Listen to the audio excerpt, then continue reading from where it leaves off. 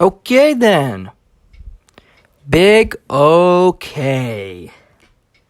7 weeks are out of the way in the NFL. And the Rams are exactly where I thought they'd be. The Rams are currently 6-1. Second place in the NFC West. I did not think they would be second place in the NFC West. I thought they'd be first place. But they are 6-1, which I did predict. So far, not too bad. So definitely some stuff that we need to look at coming out of this game. I do want to throw some disclaimers out there. I know I'm a little late on this reaction, let alone the review, along with the fact that if anybody follows me on Instagram or Twitter, if you haven't already, please do @BillForLA for both of those. You probably noticed that I wasn't posting at all during the game. And the reason for that is because I was at the game. So I was at SoFi Stadium for this game. Just like I would be at the next two home Ram games at SoFi Stadium. Sunday night versus the Titans and the December 5th game versus the Jaguars. I will be at both of those. So I just want to throw that out there. Overall, the atmosphere was electric. SoFi is breathtaking. I gotta say it. It's the first time I've ever laid my own eyes on SoFi Stadium in person, and I'm not even gonna sugarcoat it. I legitimately cried when I saw it. The place is awesome. It's amazing. It's breathtaking. It's unreal. It's nothing like anybody's ever seen before, and I cannot wait to go back.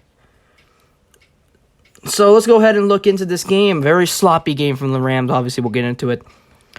The Week 7 matchup between two former quarterbacks, Matthew Stafford and the Los Angeles Rams, take on Jared Goff and the Detroit Lions. Let's go ahead and look at the stats of this game. We'll start off with the Lions. Jared Goff went 22 for 36. He threw for 268 yards through the air. He threw 2 interceptions and 1 touchdown with a grand total of 137 rushing yards on the ground. And the Lions kicked through 4 field goals, with the long being 47 yards. And looking at some Rams stats, Matthew Stafford went 28 for 41, 334 yards through the air, no interceptions, 3 touchdown passes. Rams had 47 rushing yards, not a very good on-the-ground day, with 2 field goals along of 47 yards. Looking at the injury update, nothing has changed too much. Hollins is back in, Darius Williams is still out, and Robert Rochelle did leave the game early in the third quarter with a knee injury, still waiting for more on that. So let's look at some Rams pros from the game. So first off, Stafford's performance was very, very good, in my opinion. He looked comfortable out there, especially against his old team. Obviously, emotions are high, tempers are probably flaring to an extent, knowing that he rotted in Detroit for 12 years. I know that Stafford wanted to have a day, and he did have a day. And I gotta say, Stafford, congratulations on throwing your 300th career touchdown. And I was completely honored to be there to see it. Definitely a memory I'm going to cherish for a very long time. Big accomplishment for Matthew Stafford. So something else to look at, the defense. I'll be real. I think the defense played really good. Even though they did allow 18 points to the only winless team in the NFL at this moment, I don't blame that on them. I really think the defense actually played a pretty good game. And I'm going to get into why I think that in a little bit. That was Jalen Ramsey's birthday, may I add. The game against the Lions. And Jalen Ramsey had a birthday pick.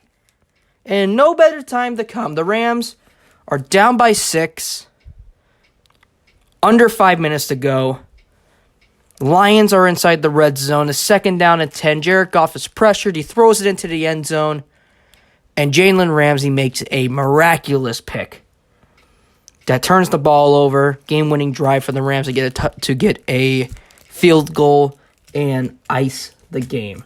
Jalen Ramsey, congratulations on the birthday pick. Something else we need to talk about. We need to address the elephant in the room. And the man, in my opinion, that is being completely and utterly overlooked in this league. We need to talk about Cooper Kupp. Cooper Kupp. My cup overfloweth, said Tom Grossi from the podcast. Cooper Kupp is a beast. Cooper Kupp is the man. And I'm gonna say this a la Stephen A. Smith. Cooper Kupp is a bad man. Cooper Kupp, 10 receptions, $156 with 2 touchdowns. Cooper Kupp is the number 1 receiver in the league in receptions, number 1 in yards, number 1 in touchdowns. Cooper Kupp, as of this current moment, is the best wide receiver in the league. No one's going to change my mind on that. He is the best receiver in the league. And here's another bold statement. Matthew Stafford and Cooper Kupp are the best quarterback and receiver duo in the league. No one's going to change my mind on that. They are. They're the best. Cooper Kupp is a beast. Matthew Stafford is a beast. The Rams offense is a beast. Let's get that through your heads. Some Ram cons. The Rams run defense did not look good in this game. But at the same time, once again, I don't blame that on them. Obviously, there were some times I was like, okay, man, I feel like you should have had that. But it's fine. The Rams won. But here's kind of the main thing and why I don't blame the defense. I blame the special teams all day long. Essentially, 3 turnovers by the special teams.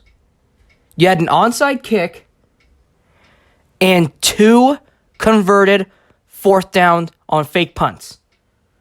That's ridiculous. That should not happen, ever. And that is the only reason that the Lions got as many points as they did. That is 3 possessions taken out of the hands of Matthew Stafford and that elite Rams offense.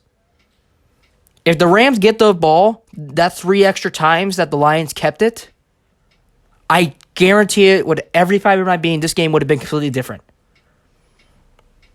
I think the Rams would have blown them out if that didn't happen. I really do. Another thing that just came up a couple hours ago. Rams linebacker number 41, Kenny Young, former Raven, was traded to the Denver Broncos for a 6th round and 7th round pick in the 2024 draft. Why? That's all I have to say. Why? And quote, McVay was asked about it, and here's what he said. This trade was mostly financial. And it was, regardless, a tough decision for us to make. Here, I'll make a decision for you, McVay. Don't make it. Kenny Young, as the time he's been a Ram, has actually been pretty good. Had a good game against Detroit. He's had a couple of good games this year. He had a great season last year. Why are you just throwing him out the window, essentially? I mean, what the hell are you going to get in the 6th round and 7th round of the 2024 draft? That makes no sense. It is the most useless trade I have seen in a long time. It really makes no sense to me. But I'm not a professional. If Sean McVay and Les Snead felt like they had to make this decision, I'm going to trust them, but I'm still going to question everything. That's the way I roll. But overall, not a bad game from the Rams. Felt like it could have been better, mainly on special teams. Defense looked good. Offense looked good. I'm very confident going into Week 8. I think the Rams should come out Week 8, 7-1. That will be in my prediction video. I'm actually also going to upload tomorrow, so be sure to stay tuned for that. Really, Really appreciate you guys stopping by. If you haven't already, please subscribe, like, share the video, so on and so forth. Make sure to follow me on Instagram and Twitter at BuiltForLA on both of those. On Twitter, Jim Everett, former Rams quarterback, just followed me. So if he follows me, you for damn sure should follow me. Really appreciate you guys, and I will see you guys in the prediction video tomorrow. Your house, our house, Rams house. See you guys later.